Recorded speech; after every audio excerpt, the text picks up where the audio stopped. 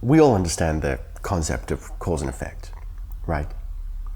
You do something and it has an effect. Sometimes we see the effect, but we don't always know what the cause is. Doesn't matter, there's always a cause to match an effect, right?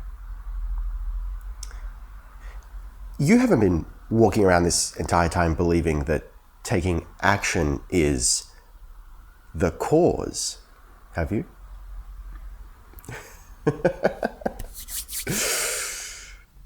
So obviously we're raised to believe that taking action in any way, shape or form doesn't have to do with manifestation. Taking action produces an effect.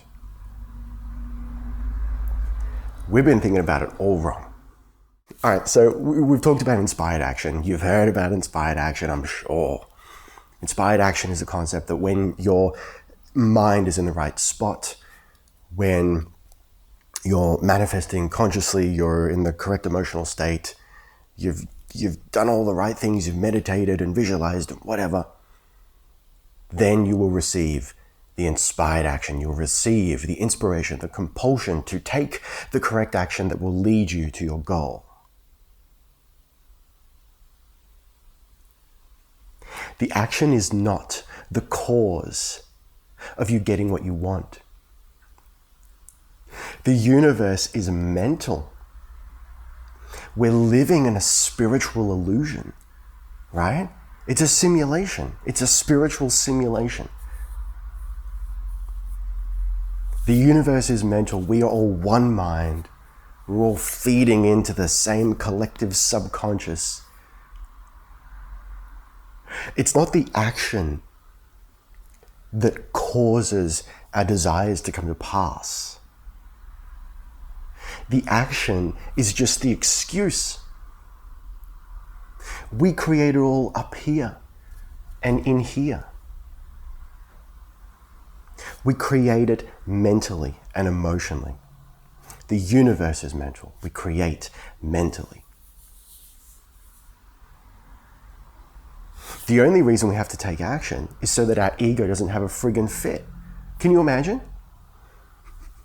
I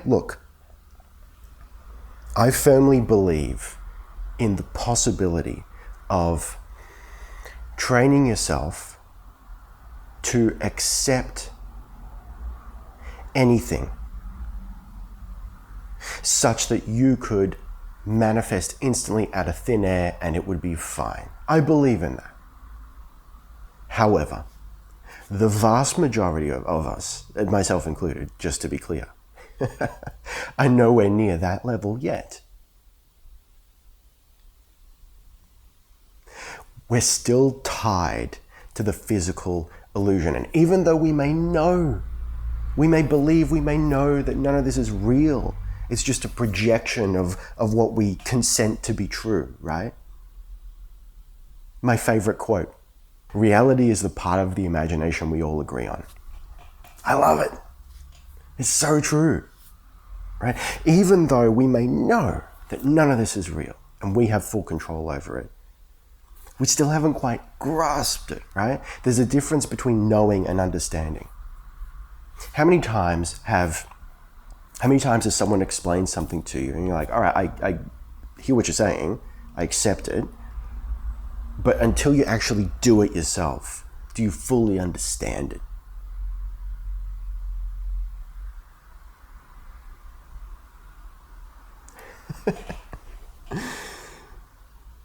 So, considering that we're still tied to this seemingly physical universe, our ego is still trying to bring us back here to keep us safe within the confines of this, this physical reality.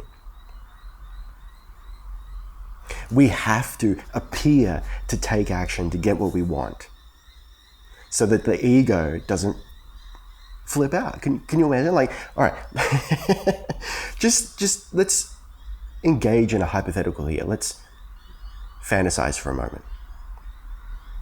Let's say that suddenly, out of nowhere, with no warning, you snap your fingers And what you've been trying to manifest just poof, appears in front of you out of thin air. I suspect you might be more shocked than you are pleased. Have you ever thought about it? Have you ever really thought about it, entertained the notion of something that fantastical coming to pass? Like, I don't know what you believe in, but like if you're into paranormal stuff at all and you're like, all right, I believe in ghosts, but what would happen if I ever saw one? Our fragile ego isn't ready for that yet. So we have to appear to take action so that we're all like, okay, business as usual, don't freak out. And so that you can actually enjoy what you've manifested. So I want you to entertain this idea because, yes, we can talk about inspired action, but I think this point is important and it's something that we often gloss over. Action is the effect. It's the result of the work we do up here. As always, take what resonates and discard the rest.